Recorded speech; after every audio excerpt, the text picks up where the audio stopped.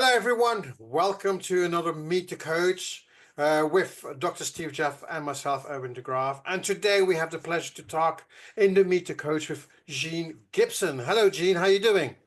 Hello, Erwin, and everybody. I'm Jean. I'm pleased to be here. Thank you for taking some time to talk to us. You already filled out the form on the website of the Coaching Tools Company about you, but we decided to just have a little chat with you and talking a little bit more in detail about what you do. So, what I always say, we could try to tell who you are, but I think you're the person who knows yourself better than we do. So, why don't you give a short introduction about Jean Gibson as a coach and what you do? So I'm Jean. I'm a life coach, and I help children, young people, families, and professionals to transform their lives.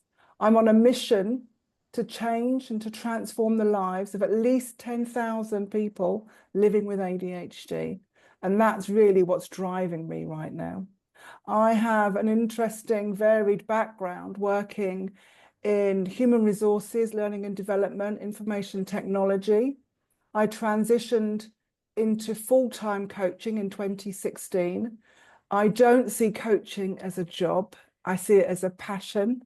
I see it as a mission. And so I don't feel that I'm working when I'm coaching. I feel as though I'm in flow. I love what I do. That's awesome. I got a million questions about how a lot of what you said. Where are you based on the planet? On the planet, I'm based in Buckinghamshire. That's in the UK. In the UK, yes, just outside of London. And you're in other parts of the world as well, if I'm not mistaken. Well, currently I'm in the Caribbean. I'm in St. Vincent and the Grenadines, and I say that with a big smile on my face. You can see the bright sunshine at the back of me. And I am fortunate in that the way I kind of planned and strategized how I wanted my life to look in my more mature years, so let's put it that way, is that I wanted to be able to travel. I love travel. I worked in the airline industry for many years, but I also wanted to be able to support and to serve people, the community that I work with. And so I bring my work with me. So whilst I'm here, and I've been here for a few months now, and I've got a few more weeks before I return to the UK, but I can still service and work with my clients and support them. And that's really important to me. I love that. And what helped you to transition from a traditional role, HR, L&D, IT, airlines, as you just articulated, to this non-job, passion, travel inspired, impact driven life that you're having right now? It's interesting. It's funny because in 2005, I established, I suppose, my first business. I was still working full-time in my corporate role, but I was constantly being asked to write CVs, curriculum vitae or resumes. So from my human resource background, I did a lot of interviewing. I worked in recruitment for a long time. And I was always the person that people would come to write their CVs when they were going for an interview, whether they were colleagues, friends, family members, people were recommended to me. And so I decided to set myself up in business, and I charged something like £20, I think, at the time for a CV. But that's where it started for me. And as my career grew and evolved, the work that I did in my side business grew and evolved until 2016 or 2015. My parents became quite ill. My mother passed away in 2012 and my dad for a few years later. They were both terminally ill. But at that point, I had already decided that I wanted to serve outside of my corporate role. And so at that time, it gave me the opportunity to decide the direction that I wanted to go in. Coaching was an obvious one for me because the work that I was doing as in corporate was working with colleagues and helping them to develop their careers.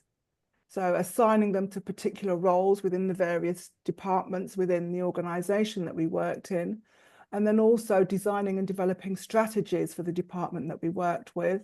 Mentoring and coaching was part of that. So I did a lot of research, worked with other companies to understand how they implemented coaching and mentoring, understanding the difference between coaching and mentoring, and then implementing a mentoring program within the organization that I worked in. And coaching was there, but it wasn't as prolific as it is now in my life, but coaching was part of that. But mentoring was the key at that time in terms of how to mentor colleagues and enable them to advance their careers within the organization. So there were a number of various projects that I worked on in terms of developing and understanding what that looked like, and then implementing something within the department to enable over 1,000 colleagues to actually progress in their careers. So when did you then, so you said you were more doing mentoring, when did you make that shift from mentoring to life coaching? Yeah, I attended a 2-day workshop outside of my work, out of job, out of interest, because again, as I said, I'd completed some training within my corporate role, and coaching was mentioned, and we used the GROW model, but not very effectively, I didn't feel. So I on my own, I attended a 2-day workshop with the Coaching Academy, which blew my mind. And that's where I needed to be. For me, I knew then that's what I needed to be doing. And that was the point. That was the point at which I wanted to transition into doing more of that and working in that area. And I completed the training, the personal performance coach training with the Coaching Academy. And then you mentioned that you do a lot of work with ADHD, Yeah. which is a little bit surprising to me in that sense. From where do you come from? And then suddenly that completely move and focus on ADHD, which I have as well. Yeah. So, and it's like, how come you ended up in the field? Yeah, it came from left field, literally, actually, because after my initial coach training, after a few years, I started coaching children. So I'm also a wisdom coach, and that uses particular skills and techniques for coaching children in a particular way. So I have many children clients. And then my daughter came to me one day and shared with me that her son, my grandson, had been diagnosed with ADHD. I'd never heard of it before. This was in 2018. I'd never heard of it before. And so, as you do as a mum, as a parent, you try to look into it to understand, well, what does that mean? And I said to her, just give me all of the information that you've got, expecting her to give me a couple of letters maybe that she'd been given from the school. And she gave me this pile, I mean, literally this pile of documents that she had accumulated with the assessments and the reports and the letters. I was aghast with what she'd been through to that point. And what touched me the most was the fact that, I'm going to get a bit emotional because it really triggers in me why I'm doing what I do. At that time, she had no one else to talk to. She was part of a social network of friends and family that she had, and their children were very similar ages, and they would do things together. And at the point that she came to me, she literally was on her own. She had no one to talk to. None of her friends wanted to be around her or her son because of his behaviors. The other children didn't want to be around him. So she actually didn't have anybody else that she could confide in. Broke my heart at that moment. And that's, I suspect, where the passion comes in me as a parent to want to support my daughter, but also my grandson. And that's where the direction into ADHD, that's where that came from. Well, I could feel your heart big and strong through all of that. For those that are not familiar with ADHD, like what's the short definition description so that people can understand what we're talking about?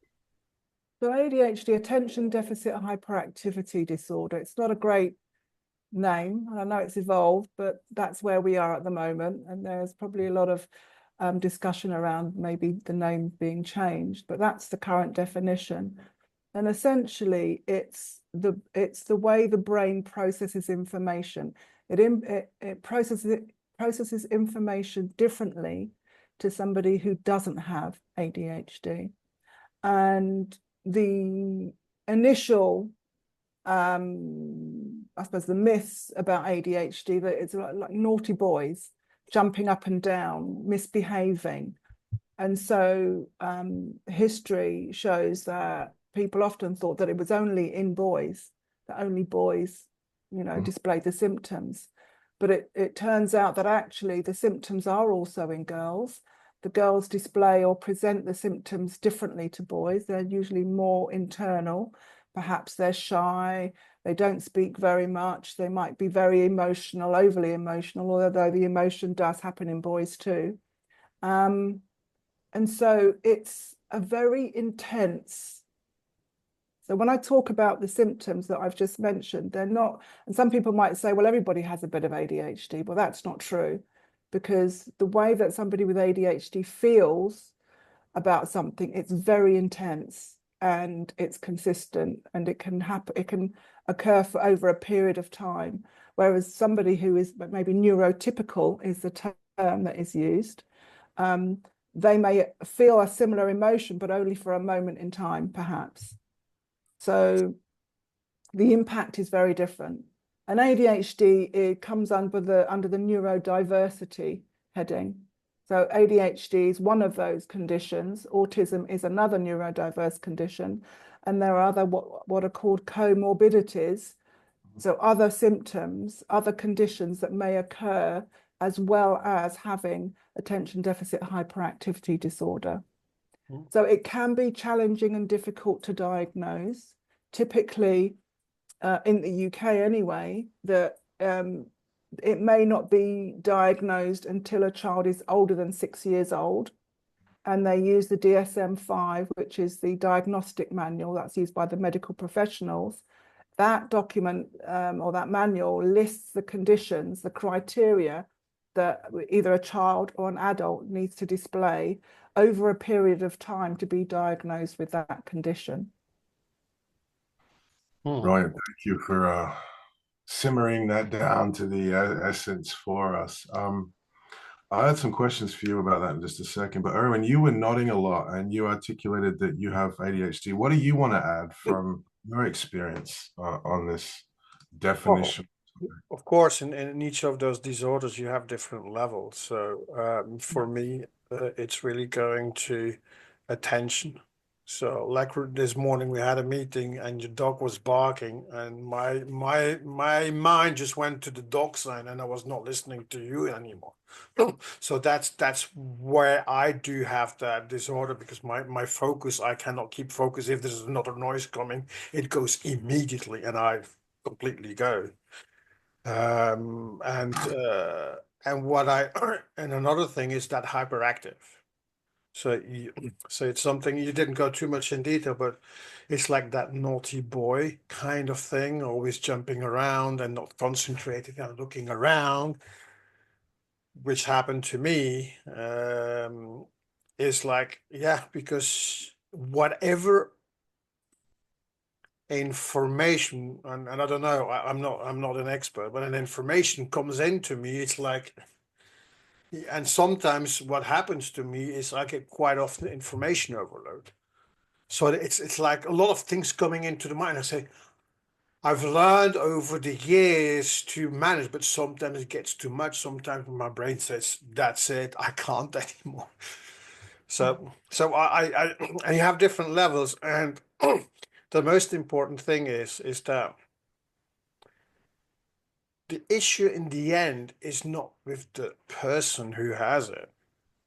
The issue is really with their environment, that they understand what is going on.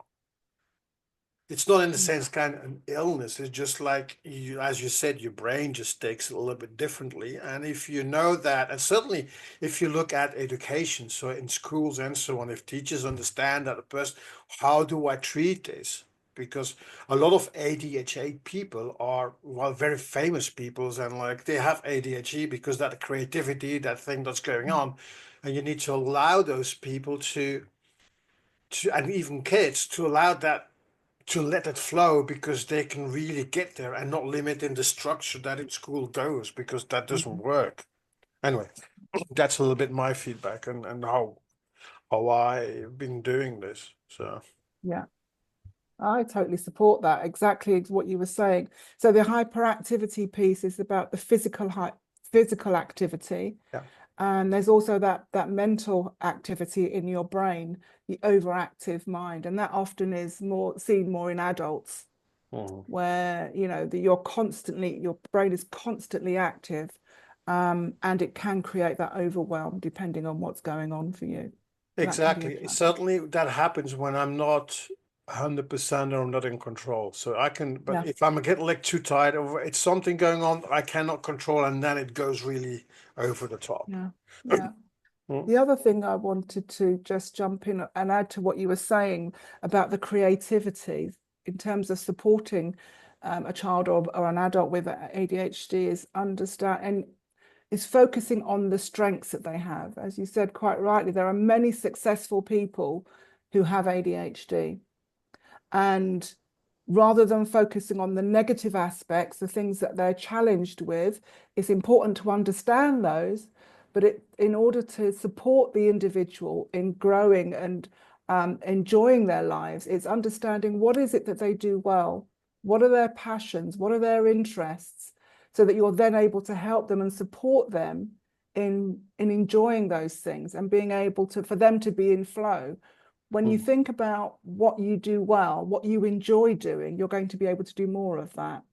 And so that's part of that creativity aspect. And I talk to parents often, even adults when I'm working with them, about understanding their strengths. What are the things that they're good at? What are the qualities that they have?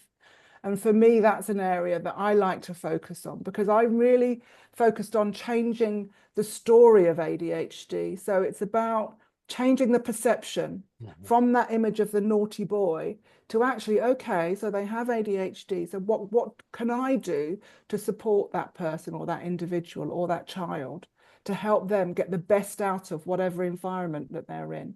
And that's part of the challenge. We're not yet in that place. And I feel there's just so much work to do. Sorry, I'm going to go off on a bit of a soapbox in a minute, so I'll slow down. But yeah, that's where I'm at. That's how individuals can support. I love it. Well, go for it. Like this is a metaphorical virtual digital soapbox. We're here to spotlight you and your passions for you as a coach. So if there's stuff that you want to share that you think are useful for us as humans, as parents, as coaches, then absolutely, please share. Thank you. I appreciate that. So one of the things that I seen and that I want to point out, and it's quite funny, for example, my wife cannot understand that I can concentrate with techno music listening to it. She can't understand. But for me, techno music is the same sound. It's the same rhythm. So my mind is not flipping around and it keeps me focused. But she cannot understand this. But it's like a little thing that I've seen with other people who have it. If they have a certain sound, and I've seen this with babies as well, that they are like that attention disorder, like a certain zoom that goes on, that's constant the same kind of thing, they calm down because it's like a sound that just not jump up and down. So it keeps that calm kind of thing, and they can concentrate, but other people don't understand. Absolutely. It's a bit like there are those that can concentrate with silence. So I can sit and be focused and doing what I'm doing for 4 hours without moving, in silence, with no noise. It might be background noise as where I'm at the moment, but typically I can sit at my desk and work for 4 hours without moving and be totally consumed. That's that hyper focus, consumed with what I'm doing because I'm in my zone. Yeah. But it's important for people to know that with ADHD, there is no one size fits all. No. So yes, you have your list of symptoms, but two people who have ADHD may present differently. So where one may have a particular aspect as a challenge, it might be a strength for someone else. And again, that's part of the challenge, in that no two children are the same, no two boys are the same, no two girls are the same, no two adults are going to present in exactly the same way. And that's part of the understanding. So what can you give to, certainly to parents that have kids that have those symptoms? What could you tell parents, kind of tips that they can start using if they see that their one or more of their kids have ADHD? Yeah, that's a great question. I wrote my book about a year or so after I learned of the diagnosis, because I started talking to lots of other parents and people who were familiar with it. And I kind of went through, I think about it in terms of what it was that I went through as a parent to understand. And so firstly, I would say is to listen to your child, listen to what they're sharing and observe them. Take notes and record what you notice. What do you notice that triggers certain behaviors? What do you notice that soothes them? What do you notice in different environments? By recording, you're going to see the pattern perhaps. And also that information is going to support you in talking to any professionals.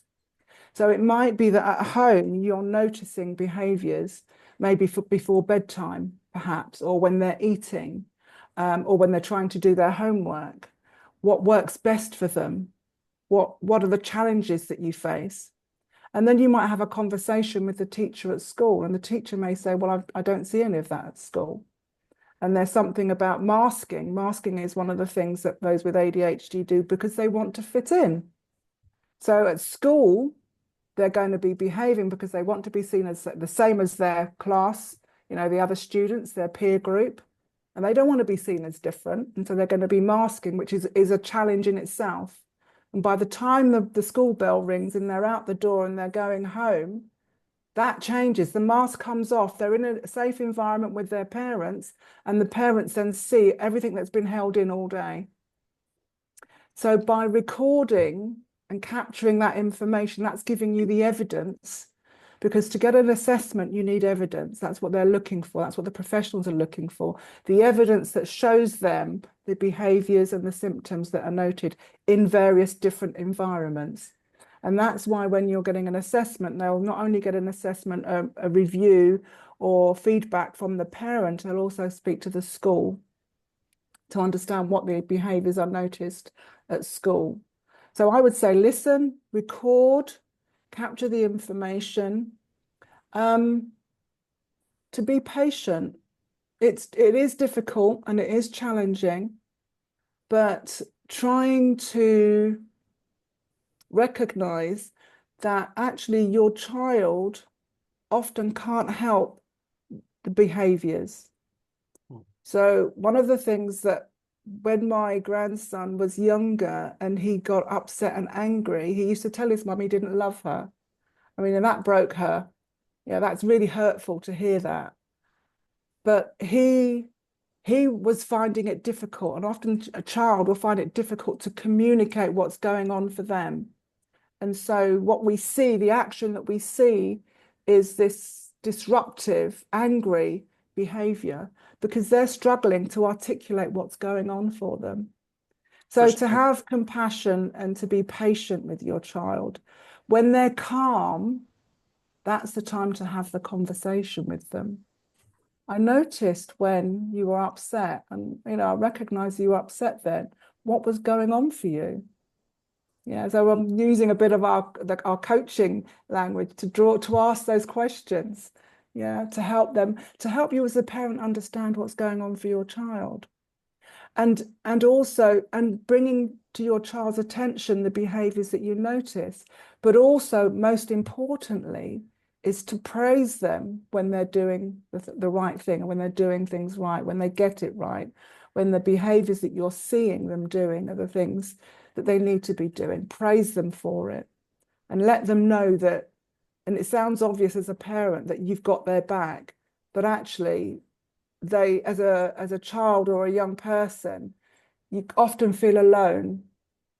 And by letting them know that you recognize and you see them, you see when they're getting it right, that's important. That goes a long way to helping them build their self-esteem and their self-worth. Yeah, because often someone with ADHD, and perhaps as you get older, you recognize it more, because of the challenges you face, especially if you haven't had support or acknowledgement, you don't feel seen, you don't feel heard, you feel that you're on your own, and you may tend to isolate yourself because it's easier to be on your own because you're not going to be criticized by anybody. You're not going to be told you've got it wrong again. You're not going to be held in detention because you've done something in class. I remember working with a young girl who was constantly getting detention, and she used to doodle on her book, on her hand, on her clothes. And I said to her, what is it about doodling? And she said it helps her to focus, it helps her to concentrate. But she constantly got in trouble from her teacher and her mum when she got home, her parents, for doodling. So we had the conversation, and then we talked about how she could share that information with her teacher and her parents so they understood why she was doing what she was doing. So if you think about it in terms of an iceberg, and at the top of the iceberg that's above the water, you see all of these negative behaviors and actions.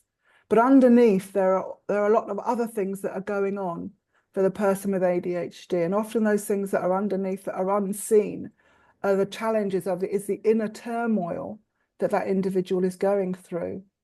And what I try to do, and to help others to do, is to see and understand that inner turmoil and help them understand how they can help their child, their young person, the adult themselves in dealing and finding strategies to deal with those things. I think that's good advice for all of us, to be honest. Yeah, I see as well that if you could, a person who has ADHD who needs to stay in a frame is enormously difficult because they need to have that liberty to be able to flow, as you mentioned before. Being in a structure obliged to do this, like in school, is just like, oh, I need to be enormously careful. It is enormously frustrating, and that's what happened with a lot of them. They get so much frustrated because it's like, I'm feeling tied up. I'm feeling like, oh, and when I talk about it, I start feeling tense because it's like it's not allowing me to, and that is also sometimes, I don't know, but finding good time, maybe 5 to 10 minutes to, even if you have this as a kid, to just go whatever is on a paper or whatever act like that you feel like you can flow because like you can let go. Yeah, yeah, absolutely. I totally agree with you, Owen. There's also something about routine. Routine. So again, with ADHD, neurodiverse, some of the neurodiverse conditions, the unknown or change is really challenging. And so if you can help your child or young person to develop a routine of activities, it helps them to know what's coming. So an example might be if you have a child who's transitioning from maybe one class to the other, or from one year to the next year, or to a new school, or if you're moving home, or if you're going to an event, it's about, that's change, and change is really challenging. So preparing them for that change, so they know what's to expect, what's going to potentially happen. Yes, we know that stuff happens unexpectedly, but if you can give them an idea of what's coming up, it will help them to prepare themselves. But routine is really important. It helps them know what they need to do when. So having a morning routine, preparing for school, having a routine when you come out of school. I remember when I started picking up my grandson on occasion from school, my daughter said to me, she'd give me some snacks for them to have out of school. So as soon as they got into the car, they had their snack, and then when they got home, they changed out of their school uniform, and then they had different things. So there was a structure to what they needed to do when. So having that routine helps them, and it will also in turn help you as the parent to help to navigate them through whatever activity it is that you're doing. Exercise is another one that's really valuable for, especially for boys, but also for girls. Some form of exercise. It helps to develop the dopamine that is needed, because otherwise they're going to have those dopamine-seeking activities. Exercise is really important. Some form of exercise is really useful. I remember that my daughter tried lots of different activities to find the right ones that worked for him.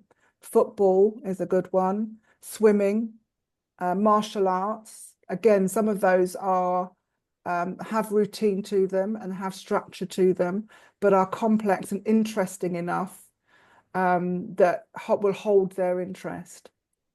What else did I want to say? I think those were some of the key things that I wanted to add into kind of tips to give people to think about. Actually, a lot of what you're speaking to, I integrate into my coaching with executives. Providing positive feedback. I love the research around high-performing teams. The data suggests anywhere between 3 or 5 to 1 positive interactions for any corrective form. And I think that that's a really great reminder for us as parents. We get so focused on what's not working that's where the attention goes. That's what the spotlight blows up. And of course, what we focus on tends to increase in frequency. That's the essence of feedback. So I think that's a great reminder. I love the concept of almost inverting the mindset and going, well, actually, it's not a disorder as per se. It's more of superpowers in different form that impact how people show up. And when we give ourselves permission to go, who are you? What works for you? What helps you to be in flow to deliver not the how of a structured classroom environment, but the emergent creativity of a structured creative space. And I wanted to highlight that because on one hand, you said the structure causes problems. On the other hand, you said structure creates freedom of expression and predictability. And I want people to recognize that it's not so much about what we do, it's about the relationship that we co-create, which as coaches is what we do in the first session. So well, how do we design this relationship and how we're going to be working together so you get to be at your best, whatever that looks like, that I get to be at my best, and most importantly, we get to be at our best together in service of our shared outcome. So I am appreciating and loving the coach-like language all the way through what you said. Before we go too far, what's the name of your book? Because some people stopped listening because they're like, oh, book, and they're going to have to go back to the recording, but let's catch them up now. My book is called the ADHD Support Handbook, and it's available on Amazon.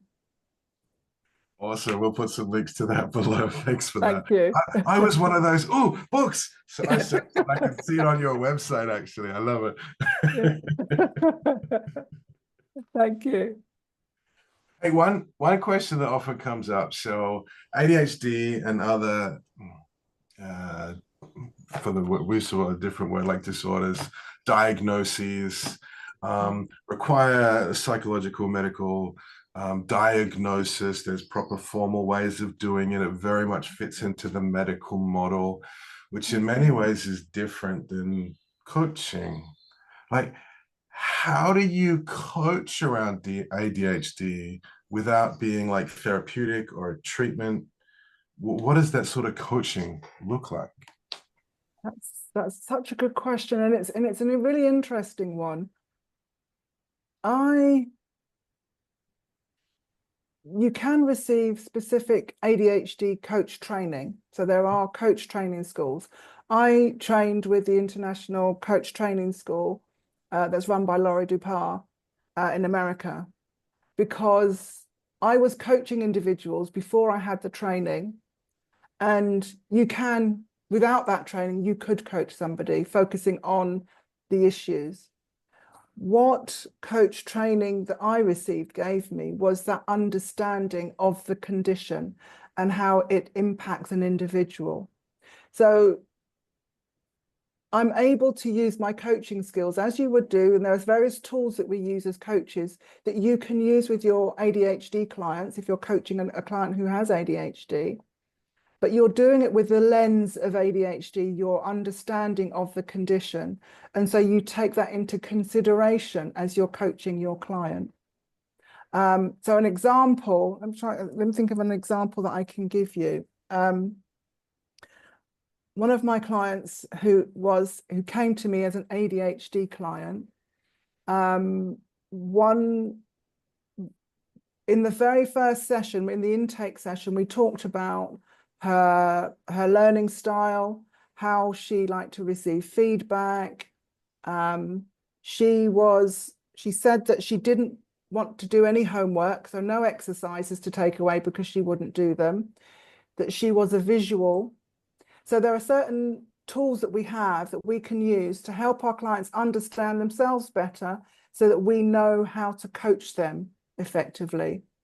And that's the difference between understanding the condition and the needs of your clients versus not. Also with my clients, I have a system that I use for scheduling meetings with my clients, and I have notifications that go up right up to half an hour before the session starts, knowing that often my ADHD clients in particular will forget they've got a meeting and so won't attend and won't turn up. However, saying that, some of my other ADHD clients are really frustrated by the notifications. Can you turn them off, please? They're just so annoying. I love you made a distinction between the condition and the needs of the client. And I think that's just exemplified so beautifully by that story, that some people love this, some people don't. And in many ways, it doesn't matter what diagnoses or stories people bring with them. There's a human being in front of you. And how do we co-create with that? How do we find what works?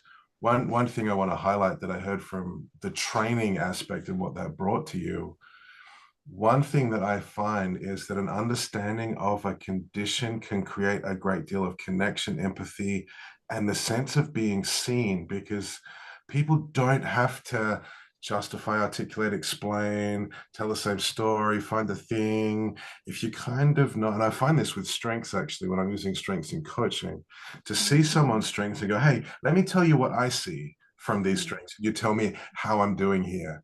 And that little bit of understanding that we have can then go, oh, you get me, you see me, yes, I can relax now.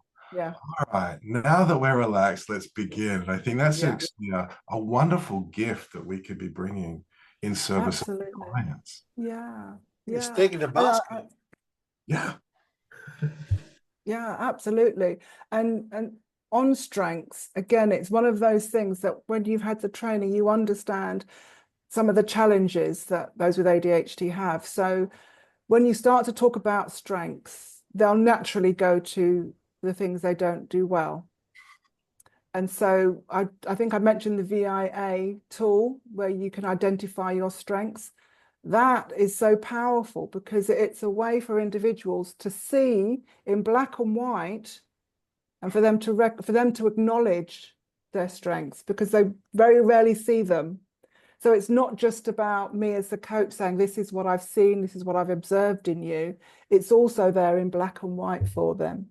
And I've seen my clients when they've completed that exercise, it's like it changes, it can shift their mindset and really help them to think about how they can then use those skills, perhaps where they've seen themselves use those skills.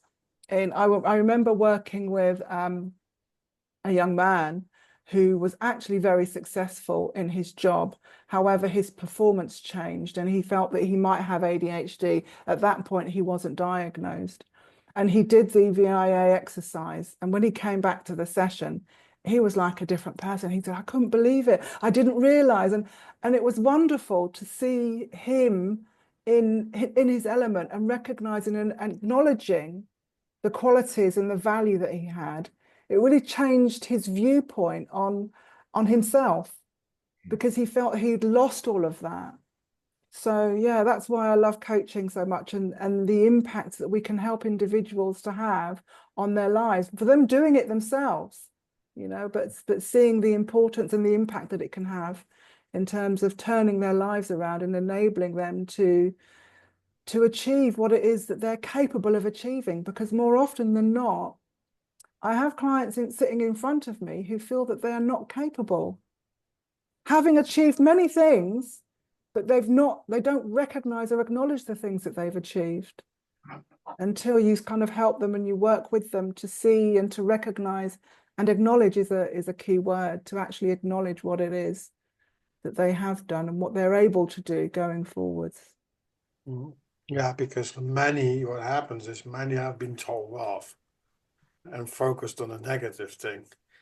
So it's like it's like the shift that you make, and as a coach, that's really great what you do. You just like help them to focus on, oh yeah, and I see itself. That acknowledgement is like, okay, yeah, I'm not doing bad. I'm not being told off. That I'm doing something out of what I think for me is normal, but I'm told off because, and that's the conflict that starts getting in there. So Yeah. so great work. So if people would love, because they're listening to this, they want to know more about ADHD, or they say, hey, I would love to talk to Jean, where can they find you? They can find me on Instagram, Coach Jean APD _APD, Coach Jean _APD. I'm on Facebook, the ADHD, what am I called?